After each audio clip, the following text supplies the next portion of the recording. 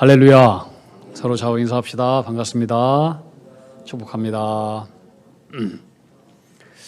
두 행렬이라고 하는 제목으로 하나님 말씀 증거합니다. 초등학교 3학년 때 절에 들어가서 30년 이상 동안을 불교의 중으로 살다가 나중에 회심해서 목사가 된 분의 실제 이야기입니다. 이분은 이제 불교계에서 높은 자리까지 올라갔대요. 그랬는데 이제 불교계의 어떤 정치적인 것에 연루가 되어서 감옥에 들어갔는데, 감옥의 교도관이 이 중에게 계속해서 성경책을 권하더라는 거예요. 연부를 외는데 자꾸 성경책을 외우고, 자기는 중인데 자꾸 성경책을 주니까 처음에는 집어 던지고, 그러다가 자꾸 호기심이 들어서 한번 읽어볼까? 그러다가 이제 마음속에 독한 마음을 품고 내가 절대로 마귀 같은 성경에 미혹되지 않으리라 다짐을 하면서 마태복음, 마가복음, 누가복음을 읽어가는데, 오늘 우리가 읽었던 이 대목에서 이 중이 상당히 마음 가운데 갈등이 일어나기 시작했습니다. 왜냐하면 성경에 나왔던 이 나인성 과부의 아들에 대한 오늘 본문의 내용이 불경에도 꼭 비슷한 내용이 나왔어요. 근데 문제는 이 성경의 내용과 불교에서 해결하는 그 내용과는 너무나 대조적인 차이가 있었기 때문입니다. 어느 날 석가모니에게 불경에 보면 한 과부가 나와서 우리 아들이 지금 죽었는데 살려달라고 애원을 했습니다. 근데 어떻게 석가모니가 인간인데 죽은 사람을 살릴 수 있겠어요? 이 석가모니가 그랬대요. 그 동네에 가서 한 번도 죽음을 겪지 않은 집에 가서 쌀 한 줌을 얻어가지고 그걸 미음을 쑤어서 죽은 아이의 입에다가 넣어주면 살아날 것이다. 안 되는 것을 한 거야, 안 되는 것을. 이 과부는 크게 기뻐하면서 하루 종일 동네를 뒤져봤지만 한 번도 죽음을 당한 집이 없다라고 하는 것을 발견하게 되었습니다. 그렇지, 할아버지, 할머니, 증조 할아버지, 고조 할머니 한 번도 죽음을 경험하지 않은 가정이 어디 있겠어요.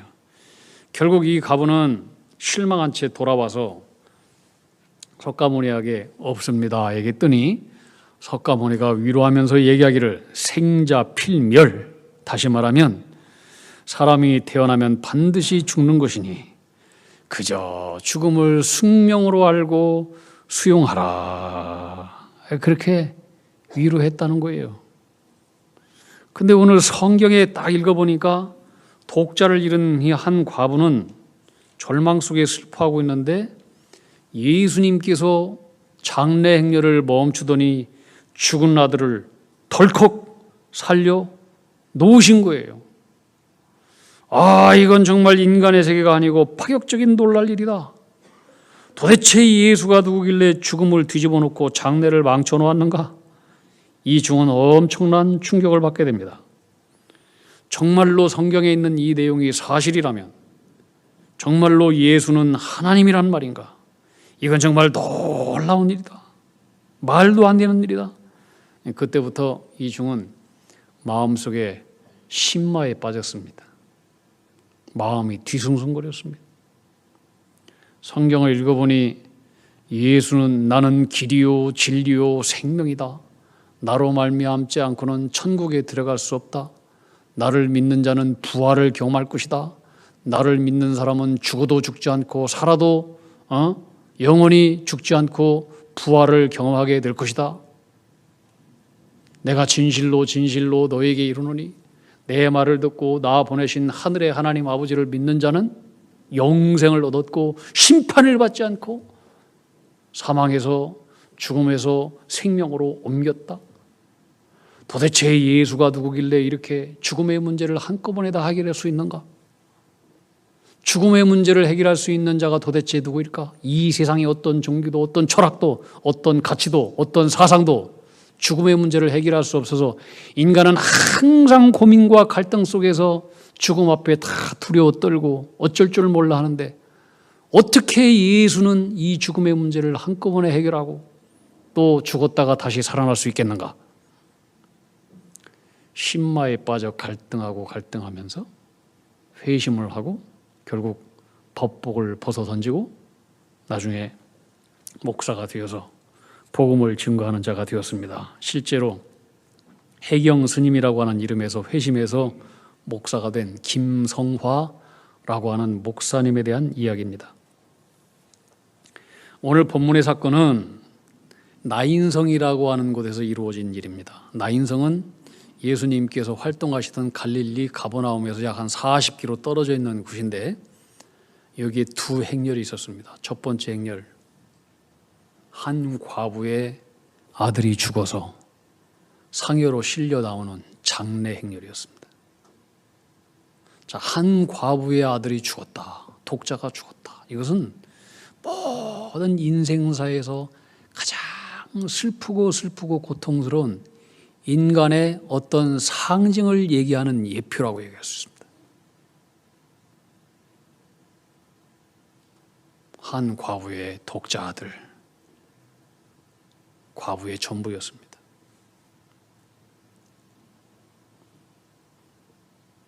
근데 이 아들이 죽었습니다. 이 아들이 죽으면서 과부의 내일도 미래도 내일도 이미 죽었습니다. 너무나 슬픕니다. 아마도 장례 행렬이 마치고 나면 이 과부는 죽은 자식을 뒤따라서 죽을 계획을 세웠을지도 모르겠습니다. 그 마을 사람들도 너무나 비통해서 함께 슬퍼하면서 상여를 베고 성 밖으로 나가고 있었습니다. 그런데 반대로 이 장례 행렬을 대상으로 다가오는 또 하나의 행렬이 있었습니다. 예수의 행렬이었습니다. 예수의 행렬은 죽음을 이기는 생명의 행렬이요, 죽음도 두려워하지 않는 행렬이요, 환희의 행렬이요, 소망의 행렬이요, 부활의 행렬이었습니다. 오늘 이 본문 사건 바로 전에 백부장이 그의 종이 있었는데 종이 지금 죽어가고 있었어요. 예수님께 부탁했어요. 예수님은 말로 먼 거리에 있는 종을 원격 조종하듯이 말로 고쳐버렸어요. 그래서 제자들과 또 그를 따르는 수많은 사람들이 큰 기쁨 속에서, 환희 속에서 활기가 넘치는 그런 사기 충천한 행렬이었습니다. 많은 사람들이 예수님을 뒤따라서 죽음의 행렬인 장례 행렬을 맞서서 예수님은 나인성으로 들어가고 있었습니다. 그리고 이 두 행렬이 어느 한 지점에서 서로 만나게 됩니다. 그런데 이 두 행렬은 가만히 생각해 보면 이 세상 인간사에 나타나는 중요한 행렬이에요. 하나는 죽음과 사망을 향해서 달려가는 행렬이에요. 또 하나는 예수 믿고 생명을 향하는 거룩한 소망의 행렬이에요. 자, 이 두 행렬이 만났어요. 보통 같으면 장례 행렬이 오면은 일반 사람들은 예의상 애도를 포하면서 길이 딱 하나다 그러면은 길을 비켜주고 아마 다른 길로 되돌아갔을 거예요. 근데 예수님의 행렬은 그러지 않았습니다. 장례 행렬을 향해서 직진하십니다. 직진하셔요. 여러분, 예수님은 뭘 얘기하느냐? 생명이신 예수님은 결코 죽음을 두려워하지 않는다라고 하는 거예요. 할렐루야. 저주와 절망을 결코 애도하지도 않는다라고 하는 거예요. 생명과 기쁨의 근원이신 예수님은 슬픔과 저주를 삼켜버리시는 분이셔요. 주님이 가시면 어떤 어둠도 어떤 저주도 물러가고 빛으로 충만해지는 것입니다. 오늘 본문 사건의 기적에 중요한 특징이 있어요. 누구도 이 기적을 기대하지 않았어요. 죽은 자의 어머니조차도 아들을 살려달라고 간청하지 않았어요. 왜? 이미 죽었어요. 죽었으면 끝나는 거잖아요. 오늘의 사건은 바로 여기서부터 시작돼요. 죽었어요. 끝났어요. 그렇기 때문에 누구도 요구하지 않았어요. 살려달라고. 그런데 예수님은 이 죽은 자에게 가셔서 그를 살려내시는 거예요. 여기서 우리는 예수님이 어떤 분인가를 알게 되는 굉장히 중요한 특징이 하나 있습니다. 주님은 어떤 분이냐? 불쌍히 여기시는 분이십니다. 따라합시다. 주님은 불쌍히 여기시는 분이시다. 우리 함께 본문 같이 한번 읽어보도록 하겠습니다. 누가복음 7장 13절 말씀, 누가복음 7장 13절에 있는 말씀입니다. 자, 차있으면 같이 한번 읽겠습니다. 시작. 주께서 과부를 보시고 불쌍히 여기사 울지 말라 하시고. 주님은 과부에게 다가가 울지 말라, 울지 말라. 이건 아무 힘도 없고 해결 능력도 없는 인간이 그저 단순한 말로 속힘없이 그냥 울지 말라 하는 그런 힘없는 위로가 아니에요. 이것은 창조주 하나님의 명령이에요. 울지 말아라. 이젠 울지 않아도 된다. 내가 너의 모든 슬픔의 근원을 뿌리를 내가 다 해결할 것이다. 울지 말아라. 이것은 하늘의 권능의 하나님께서 너에게 이제 새일 큰 일을 행하실 것이다 라고 하는 예고의 말씀이었어요. 내가 너의 비극의 상황을 부활의 사건으로 바꿔줄 것이다. 울지 말아라. 두려워 말아라. 내가 너의 슬픔과 절망의 뿌리를 다 뽑아줄 것이다. 여러분, 오늘 저와 여러분에게 이런 주님의 위로가 필요한 분들이 얼마나 많이 있습니까? 오늘 이 주님의 위로의 말씀, 울지 말라, 이것이 저와 여러분에게 진정한 주님의 권능의 위로로 임하시기를 축복합니다. 그래서 불쌍히 여긴다. 우리 주님께서 불쌍히 여겼어요. 이 불쌍히 여긴다라고 하는 헬라어를 찾아봤더니 스프랑크 리조마이라고 하는 단어인데 의미가 뭐냐면은 창자가 뒤틀린다라고 하는 거예요. 창자가. 유대인들은 그들의 감정이 어디에 있느냐? 창자에 있는 것으로 알았어요. 창자. 여러분, 우리가 속상하고 스트레스를 받고 기분이 나쁘고 언짢고 그러면은 속이 얹히잖아요. 소화가 안 되잖아요. 속병이 걸리고 가스 활명수를 먹어도 잘 안 되고 위장병이 걸리고 사람의 감정이 위장에 있는 것 같은 생각이 들어요. 우리나라 말 가운데 환장하겠다 이 말이잖아요. 환자라고 하는 거 바꿀 환자, 장자는 위장할 때 이 장이에요. 우리가 큰 고통과 상처와 스트레스를 받으면은 속이 장이 뒤틀리듯이 엄청난 고통이 있잖아요. 여러분, 장이 꼬이는 고통을 겪어본 적이 있나요? 배가 아파가지고 막 떼굴떼굴 퉁고는.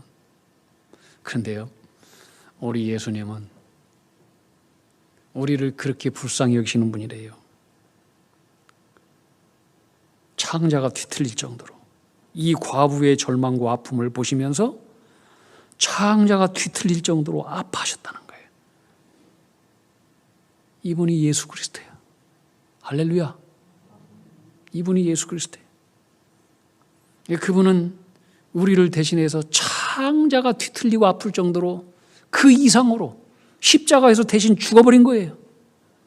여러분, 우리가 너무나 힘들어 기도할 힘조차 없을 때에 우리 성령 하나님은 말할 수 없는 탄식으로 우리를 위해서 친히 간구하시고 우리의 연약함을 도우시는 분이라고 성경은 분명히 말씀해 주셨어요. 예수님은 우리를 크게 여기시고 불쌍히 여기시는 분이다. 저는 이 주님이 너무나 좋아요. 주님이 나를, 이 죄인을 불쌍히 여겨주지 않으면 나는 한순간도 살 수 없는 죄인이라고 하는 걸 알기 때문에 그래요.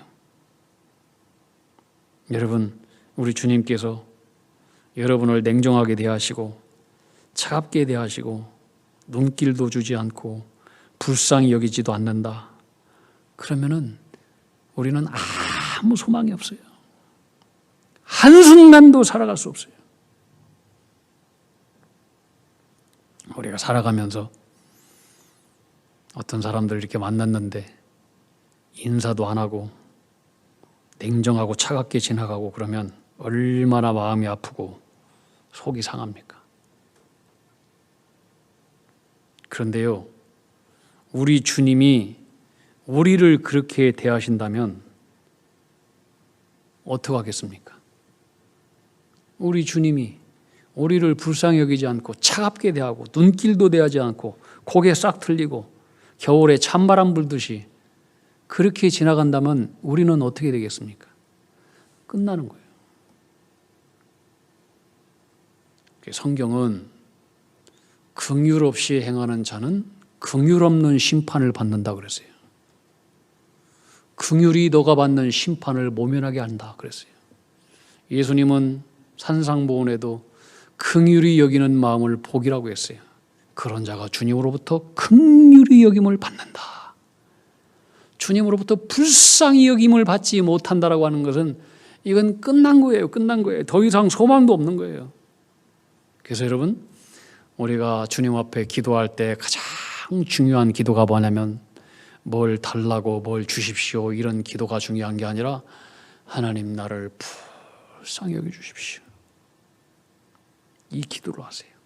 저는 아침에 일어나자마자 가장 먼저 기도하는 게 그 기도. 하나님 나를 오늘 또 불쌍히 여겨주세요. 불쌍히 여겨달라고 하는 것은 하나님의 은혜 없이는 한순간도 살 수 없는 존재라고 하는 것을 고백하는 거예요.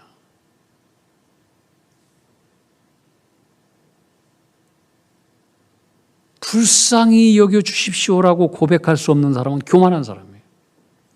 그런 사람은 하나님께서 불쌍히 여기지 않아요. 여러분, 누군가가 아플 때, 누군가가 정말로 나를 힘들게 할 때, 누군가 불쌍히 여기는 마음을 가지고, 긍휼한 마음을 가지고 기도하십시오. 주님은 불쌍히 여기는 마음으로 드리는 여러분의 마음 가운데 역사하시고 그때 능력으로 임하시는 분이십니다. 불쌍히 여기세요. 불쌍히. 여러분의 가족 중에 누가 정말로 불쌍히 여김을 받으니 불쌍히 여겨달라고 기도하세요.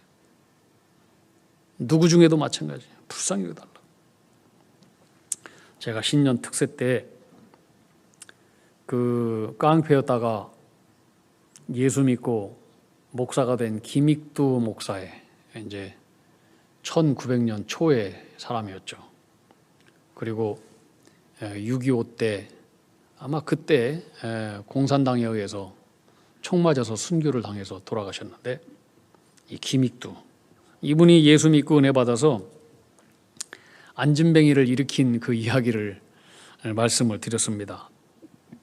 황해도 그 신천이라고 하는 마을에 가면 그 척솔이라고 하는 아주 유명한 아름다운 시냇가가 있는데, 이 시냇가 사이로 이 마을 저 마을 있는 이렇게 아름다운 돌다리가 있었다는 거예요. 돌다리 항상 가장자리에는 여기서 왔다 갔다 하는 사람들로부터 동량을 구하는 안진뱅이 거지가 있었어요. 이 김익두 씨도 이제 거기서 목회를 했는데 평양신학교를 다니면서 아마 전도사 시절이었을 것 같아요. 가면은 적은 돈을 이렇게 주면서 그렇게 하고 마음에 동정을 하고 그랬는데, 어느 날에는 갑자기 성경의 사도행전 3장에 보면 베드로와 요한이 성문에 앉아 있었던 그 안진뱅이를 일으켰던 그 놀라운 사건이 있는데, 성경의 말씀이 사실이라면 나도 한번 시험해 볼까? 그리고 어느 날 사람들이 많이 보는 앞에서 만약에 일어나라 했는데 안 일어나면은 굉장히 무안하고 좀 부끄럽고 그러니까 아무도 없는 시간에 한번 해봐야 되겠다 하고, 어느 날 오늘처럼 비가 부스럭부스럭 내리는 날씨 좋지 않은 날에 갔더니 여전히 거기에 거지가 앞에다가 바구니 놓고 적선을 동량을 구하더라는 거예요. 그래서 이 김익두 씨가 좌우로 싹 살펴보니까 사람들이 별로 없어, 인기적이 없어. 잘 됐다. 그래가지고 이 안진뱅이를 딱 얻고 안 보이는 사람 안 보이는 곳에 딱 가가지고, 금과 은 내게 없지만 나사렛 예수 그리스도의 이름으로 일어나 걸어라 하고 손을 딱 잡았더니 그냥 통닭처럼 오그라진 차례로 뭐 발과 다리는 펴질 생각도 없이 뚝 일어나더니 뚝 떨어지더라는 거예요. 막 돌멩이에 굴러가지고 나 죽네, 저 사람이 사람을 죽이네 막 소리 고래고래 질렀는데 이 김익두 씨가 너무나 부끄럽다라는 거예요. 얼굴을 감싸고 하나님 앞에 회개했대. 하나님, 성경에 베드로와 요한은 사람이 있는지 없는지 보고 없는 틈을 타서 나사렛 예수님의 이름으로 걸어라 하고 그렇게 하지 않았는데 수많은 사람들이 운집해 있는 상태에서 예수님의 능력의 이름으로 그 안진병이를 탁 이렇게 세웠는데 나는 하나님의 능력을 시험하고 이렇게 부끄러운 믿음을 가지고 내가 하나님의 영광을 훼손시켰습니다. 하나님, 저의 믿음 없음을 불쌍히 여겨주시옵소서. 그렇게 기도를 하고 그리고 예배당으로 가서 그 안진뱅이를 위해서 기도하는데 너무나 불쌍한 마음이 들더라는 거예요. 그래서 이 불쌍한 안진뱅이를 위해서 내가 한 7일 동안 기도해야 되겠다. 금식 기도를 선포를 하고 금식 기도를 하게 되는데 하나님, 어떻게 말도 못하는 개와 돼지도 다리를 가지고 저 산과 들을 뛰어다니고 소와 닭도 저렇게 날아다니고 돌아다니면서 행복하게 걸어가는 건 저 사람은 도대체 무슨 죄를 저질렀길래 저렇게 태어나자마자 안진뱅이가 되어서 불쌍하게 사느냐고. 하나님, 저자를 불쌍히 여겨서 고쳐달라고 계속 기도하다가 이제 금식 6일째가 되었어요. 하루 놔두고 그 다리에 갔더니 여전히 그 다리에 동량을 구하는 그 거지가 앉아 있는 거예요. 6일 동안 금식했으니까 다리가 막 후들리잖아요. 후들린 다리를 가지고 이 안진뱅이를 등에도 업고 나랑 함께 교회 갑시다. 내가 당신을 위해서 지금 7일 동안 금식 기도하고 있는데 하나님 앞에 같이 기도합시다. 예배당에 와서 앞에 앉아가지고 저녁 때부터 새벽 때까지 계속해서 그냥 온몸에 땀이 오도록 하나님 불쌍히 여기십시오, 불쌍히 여기십시오, 불쌍히 여기십시오, 불쌍히 여기십시오. 계속 기도하는데 새벽에 어느 시간에 이 안진뱅이가 좀 이상한데요? 다리가 좀 이상해요? 그러면서 다리를 이렇게 일어나더라는 거예요. 그러더니 한 발자국 비틀거리면서 걷더니 또 걷더니 한 발자국 뛰더니 또 걷더니 그리고 돌아다니더니 나중에는 정상인처럼 막 예배당을 뛰어다니더라는 거예요. 여러분 아멘 좀 크게 하세요. 이 기적이 일어나면 기적이. 그러면서 살아계신 하나님, 살아계신 하나님, 김익두의 하나님, 김익두의 하나님, 나를 걷게 해주셔서 감사합니다. 감사합니다. 태어나서 안진뱅이가 된 이 신천에 있는 이 안진뱅이가 걸어서 정상적으로 걸어다니는 것을 신천에 있는 모든 읍내 사람들은 다 알고 하나님께 영광을 돌렸다는 거예요. 자, 그런데 이제 무슨 문제가 생겼냐면은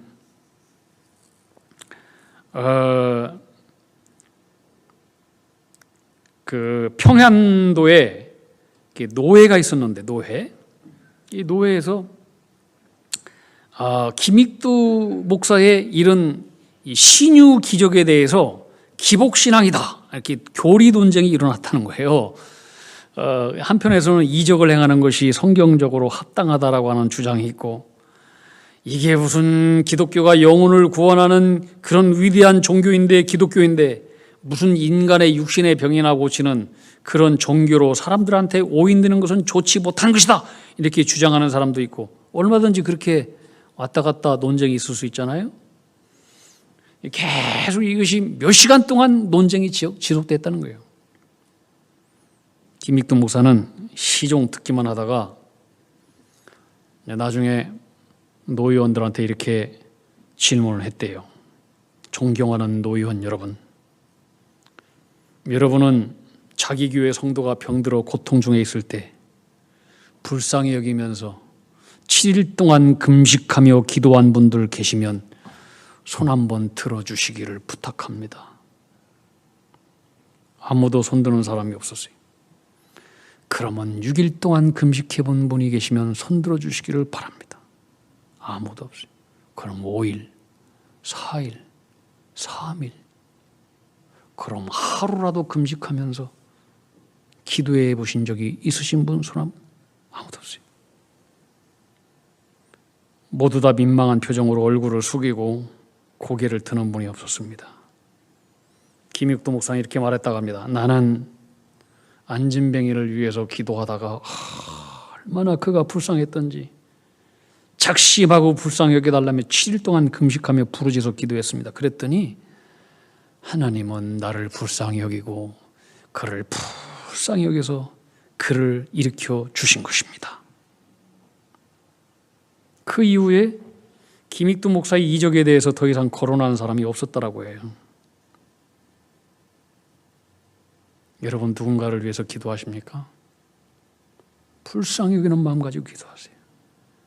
여러분에게 고통을 주고 상처를 주는 사람이 있습니까? 불쌍히 여겨달라고 기도하세요. 저주하지 마시고 욕도 하지 마시고 원망도 하지 마시고 불쌍히 여겨달라고. 우리가 살다 보면은 골통인 사람들 있잖아요. 골통인 자녀들도 있고 나한테 계속해서 부모에게 못을 박는 자녀들도 있잖아요. 불쌍히 여겨달라고.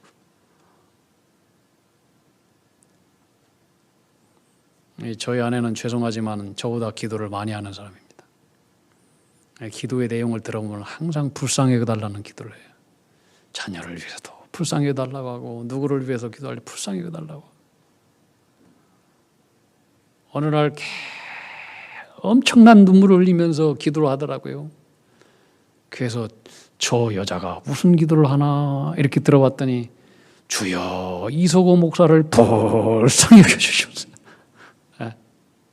그것 때문에 사는 거예요.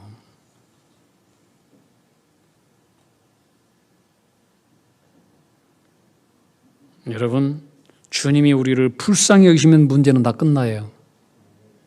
불쌍히 여기시지 않으면 모든 문제는 여전히 있어요.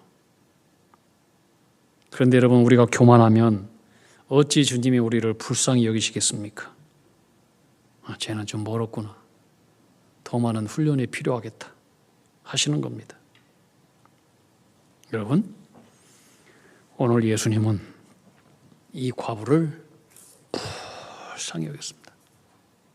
다시 한번 따라합시다. 불쌍히 여겼다. 그 순간 과부의 슬픔은 끝났습니다. 주님은 시체에 가까이 가십니다. 누가복음 7장 14절 말씀. 자, 누가복음 7장 14절 말씀 우리 다 함께 같이 읽겠습니다. 시작. 가까이 가서 그 관에 손을 대시니 맨 자들이 서는지라. 예수께서 이르시되 청년아 내가 네게 말하노니 일어나라 하시매. 당시 유대인의 장례식에는 과한 뚜껑이 없었어요. 주님께서 과한에 손을 대신 것이 아니라 죽은 시신에 손댄 거예요. 그리고 말씀을 한 거예요. 청년아 내가 너에게 말하노니 일어나라. 사람들 깜짝 놀랐어요. 어떻게 산 자도 아니고 죽은 자에게 이렇게 얘기하는가? 예수님은 지금 산 자에게 얘기하는 게 아니에요. 도대체 이분이 어떤 분이길래 죽은 자에게 이렇게 말씀하시고 명령하는 걸까? 이건 하나님만이 알 수 있는 거예요. 생명의 주님이 말씀하시자 죽은 자에게 생명이 들어갔어요. 여러분 하나님의 말씀은 그래서 능력인 거예요. 따라합시다. 하나님의 말씀은 능력이다. 말씀을 가지고 선포하세요. 하나님은 말씀 하나로 천지를 창조하셨어요. 말씀에 능력이 있는 거예요. 말씀이 우리를 고치고 우리를 새롭게 하고 우리를 살리는 거예요. 자, 누가복음 7장 16절 함께 읽어보겠습니다. 시작. 모든 사람이 두려워하며 하나님께 영광을 돌려 이르되 큰 선지자가 우리 가운데 나타나셨다 하고 또 하나님께서 자기 백성을 돌보셨다 하더라. 아멘. 우리 하나님은 어떤 분이냐? 당신의 백성을 돌보시는 분이에요. 여러분 때때로 우리가 살아가면서 나인성 과부처럼 너무나 절망적이고 살아갈 힘도 없고 낙심해서 기도할 힘도 없는 그런 상태에 있습니다. 우리 찬양 가운데 이런 거 있잖아요. 당신이 지쳐서 기도할 수 없고 눈물이 빗물처럼 흘러내릴 때 주님은 어떤다? 아신다. 따라합시다. 아신다. 몰라. 우리의 약함을 다 아셔요. 우리의 눈물을 아셔요. 우리의 상처를 아셔요. 걱정하지 마세요. 다시 한번 말합시다. 우리의 사정을 다 아신다.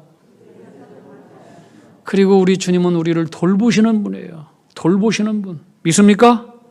나인이라고 하는 뜻은 다른 게 아니에요. 기쁨, 즐거움. 우리는 세상으로부터 마귀로부터 빼앗겼던 이 모든 기쁨을 우리 주님은 돌보시고 우리를 돌아보사 다시 회복시켜 주시는 분이에요. 이 주님을 신뢰하십시오. 그리고 믿음의 눈을 들어 그 주님을 바라보십시오. 여러분, 병든 세상, 병든 나, 병든 사람들, 병들고 연약한 우리를 불쌍히 여겨주심을 간구하십시오. 하나님 불쌍히 여겨주세요. 나를 불쌍히 여겨주세요. 이렇게 기도하는 여러분에게 오늘 주님의 불쌍히 여김과 긍휼히 여김을 받는 인애와 자비와 긍휼이 있어지기를 축복합니다. 기도하겠습니다. 주님, 연약한 우리를 불쌍히 여겨주시니 감사합니다.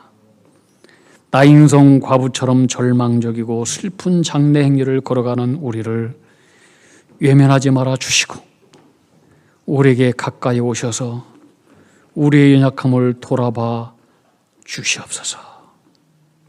우리를 돌아봐 주시는 주님을 바라보게 하시고 그리고 불쌍히 여기는 주님으로부터 불쌍히 여김을 받고 나인성 과부처럼 다 일어나 눈물 닦고 기쁨의 찬양과 영광을 올려드리는 주님의 백성들로 복내려 주시옵소서. 예수님 이름으로 기도하옵나이다. 아멘.